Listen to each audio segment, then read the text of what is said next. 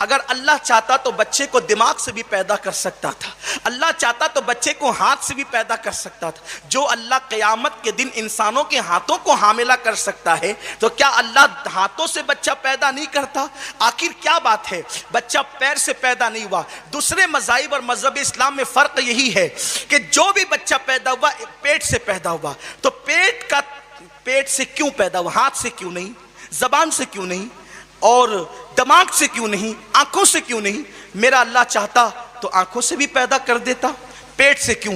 اس لیے کہ پیٹ کا تعلق دل سے ہوتا ہے، پیٹ دل سے بہت قریب ہے، اور پیٹ میں رہنے والی چیز اس وقت تک کہ بنتی بگڑتی نہیں جب تک کہ دل نہ بنے اور بگڑے۔ آپ نہیں دیکھتے لوگوں کو جب کوئی مرض ہوتا ہے تو اس کی دوا پیٹ میں ڈالی جاتی ہے، کیونکہ پیٹ میں جو چیز جاتی ہے وہ دل پر اثر کرتی ہے، اور دل پہ جو چیز اثر کرتی ہے وہ پیٹ پر اثر کرتی ہے۔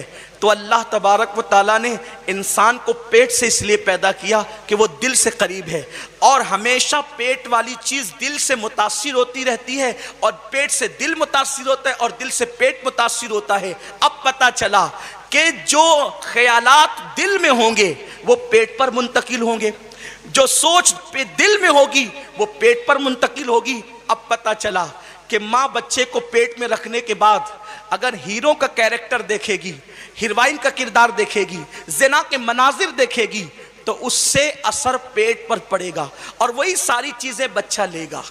اور پھر ایک خاص بات جو صوفیہ فرماتے ہیں وہ یہ ہے کہ جب بچہ ماں کے پیٹ میں رہتا ہے تو اس کا دل ماں کے دل کے بالکل مقابل ہوتا ہے۔ جیسے دو آئینے کو آپ ایک دوسرے کے سامنے رکھیں اور ایک آئینہ سورج کے سامنے رہے، اب آئینہ سورج کے سامنے ہے تو اس آئینے کے سامنے جو آئینہ ہوگا اس میں سورج ہی دکھے گا۔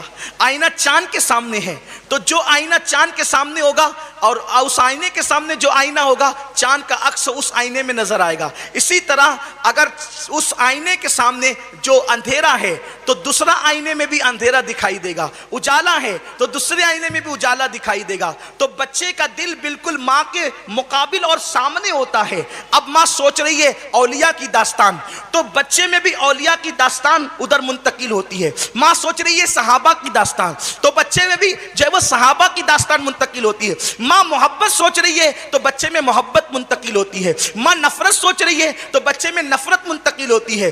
اب اندازہ لگائیں اگر ماں پرہیزگار اور متقی بن جائے تو پھر بچہ کسی کی تقریر سے سدھرنے کا محتاج نہیں رہتا۔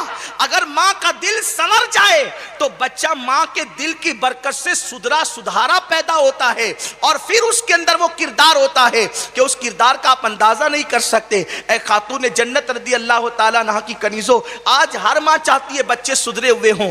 آپ اپنا دل سدھار لیں۔ آپ کے دل میں تو غیبت کی محبت ہے، آپ کے دل میں تو چغلی کی محبت ہے، آپ کے دل میں تو جو ہے وہ سیریلوں کی محبت ہے، آپ کے دل میں تو دنیا کی محبت ہے، آپ کے دل میں تو لڑائیوں کی محبت ہے، تو ظاہر سی بات ہے بچہ وہی ساری چیزوں کو قبول کرتا ہے۔ آپ ذرا غور کریں، مرغی کا بچہ جس دن پیدا ہوتا ہے اس کو کوئی سکھاتا نہیں کہ دانا چگنا ہے، پھر وہ دانا کیوں چگتا ہے؟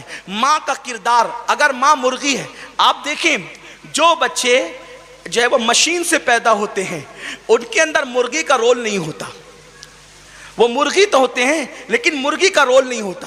آپ کبھی جائیں اور گورانی بچوں کو اور مشین کے بچوں کو دونوں کو آپ 1 گھنٹہ ایک ساتھ رکھیں، آپ غور کریں گے کہ مشین کے بچوں کے اندر مرغی کا رول آپ کبھی نہیں پائیں گے۔ وہ ہیں مرغی مگر مرغی کا رول نہیں ہے، اور یہ بچے انڈے سے نکلے، یہ بھی انڈے سے نکلے ہیں، وہ مشین سے سیکے گئے ہیں، اور یہ مرغی اس پر بیٹھی ہے۔ آخر قدرت نے یہ نظام کیوں رکھا کہ مرغی بیٹھے گی تو انڈا نکلے گا؟ وہ بیٹھ کر اپنا کردار منتقل کرتی ہے۔ اب مرغی کا کردار کیا ہے؟ جو ہے وہ دانا چگنا۔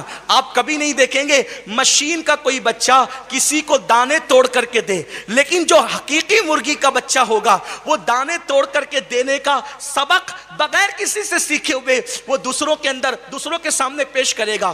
آپ اندازہ لگائیں اگر ماں مرغی ہو اور 15 دن وہ انڈوں پر بیٹھ کر اپنا کردار ان میں منتقل کرے تو مرغی کے بچے 15 دن کے اندر ماں کا کردار اپنے اندر لیتے ہیں، لیکن انسان کے بچے کو 15-20 دن میں پیدا نہیں کیا بلکہ 9 مہینے میں پیدا کیا گیا، اور 9 مہینے اس لیے پیٹ میں رکھا گیا کہ انسان کی عمر زیادہ تھی، انسان کو کردار کی ضرورت زیادہ تھی، انسان کو اخلاق کی ضرورت زیادہ تھی، انسان کو سیرت کی ضرورت زیادہ تھی، انسان کو جو ہے وہ تدبر کی ضرورت زیادہ تھی، انسان کو تفکر کی ضرورت زیادہ تھی۔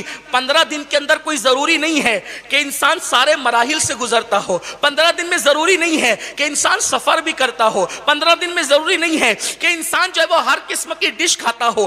اللہ نے اتنے دن تک کے بچے کو ماں کے پیٹ میں رکھا کہ بچہ سفر کا انداز بھی دیکھ لے، بچہ راتیں بھی دیکھ لے، بچہ دن بھی دیکھ لے، بچہ خوشیاں بھی دیکھ لے، بچہ غم بھی دیکھ لے۔ اب ایک ماں کا انداز غموں میں کیا ہے وہ بچہ ماں کے پیٹ میں دیکھتا ہے۔ اسی لیے کچھ لوگوں کو آپ دیکھیں گے جو مائیں ہمت والی ہوتی ہے ان کے بچے بھی ہمت والے ہوتے ہیں۔ ہمت سیکھنے کے لیے کہیں جانا نہیں پڑتا، ہمت انسان ماں سے سیکھتا اور ماں کے پیٹ میں سیکھتا ہے۔ یہی وجہ تو ہے سیدہ فاطمہ الزہرا اپنے والد کی شاگردہ تھی اور وہ ماہر نفسیات تھی، اس لیے دنیا سے جاتے جاتے کہا علی جب میرے بعد نکاح کرنا تو بہادر عورت سے نکاح کرنا، کیونکہ اس کے پیٹ میں جو بچے موجود رہیں گے ان کے اندر بھی بہادری اور حوصلہ ہوگا۔ اور دنیا نے دیکھا عرب کی خواتین میں اللہ اکبر جسے دنیا ام بنین کہتی ہے وہ ایسی بہادر خاتون تھی،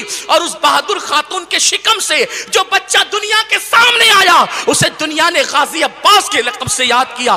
یہ بہادری ماں کے پیٹ سے لے کر آئے تھے عباس۔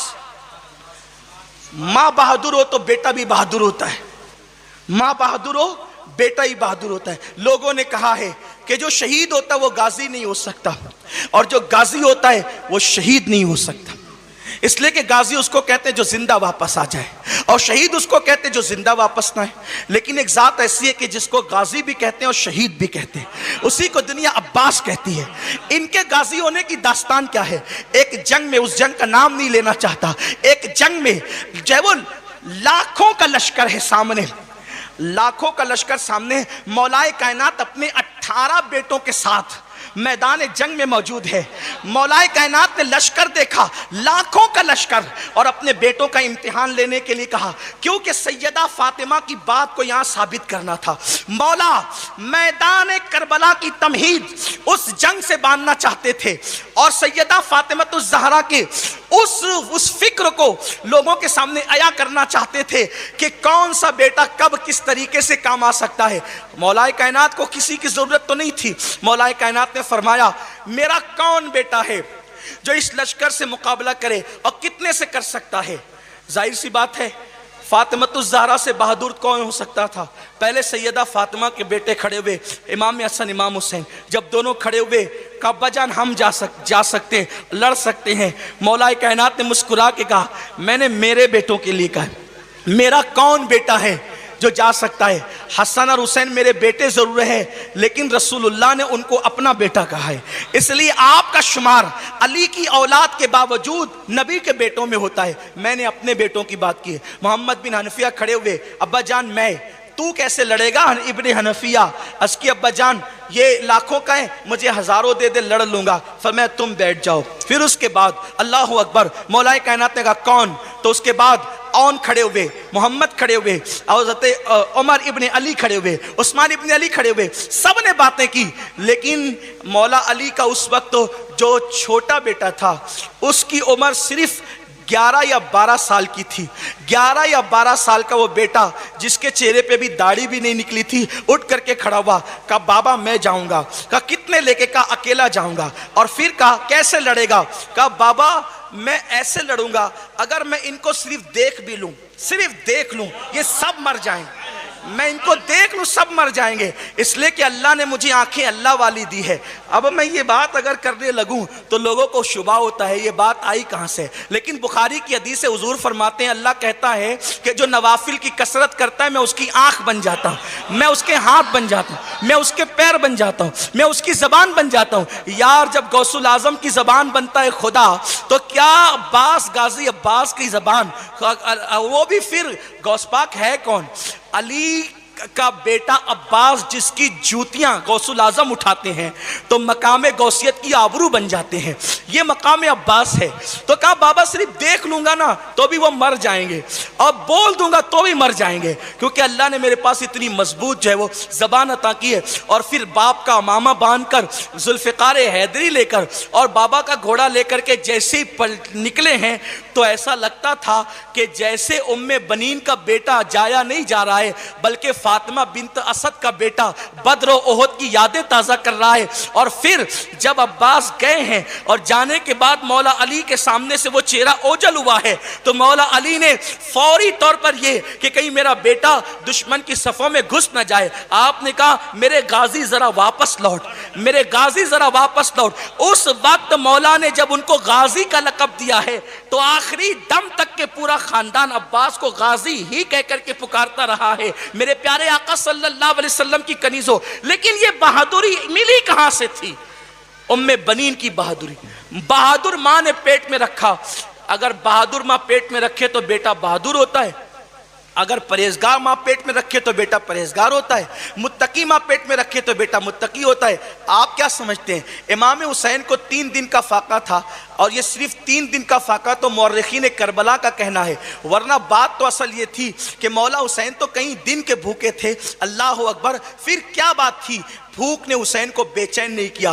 جس ماں نے سیدہ فاطمہ جب رسول اللہ کی دعوت کر کے جنت سے کھانا منگا سکتی ہے تو کیا روزانہ جنت سے کھانا نہیں آ سکتا تھا؟ آ سکتا تھا۔ فاطمہ بھوکی اس لیے رہی، میری عقیدتیں یہ کہتی ہے، میرا ایمان یہ کہتا ہے کہ فاطمہ بھوکی اس لیے رہ رہی تھی کہ جانتی تھی جب ماں میں بھوکی رہنے کا انداز آئے گا تو اس کی کوکھ سے جنم لینے والے بچے بھی بھوک کو برداشت کرنے کی طاقت رکھ سکتے ہیں۔ تو سیدہ فاطمہ بھوکی اس لیے رہ رہی تھی کہ کربلا اور کربلا کے بعد زینب و حسین کو بھوکا رہنے کا شعور پیٹ سے ہی عطا کرنا تھا۔ تو یاد رکھیں یہ اسلامی بیٹی کا روحانی سفر ہے، لیکن بڑی معذرت کے ساتھ میں تو صرف شکم پر ہی اپنی گفتگو کو شکم سیر کرتے ہوئے ختم کرنا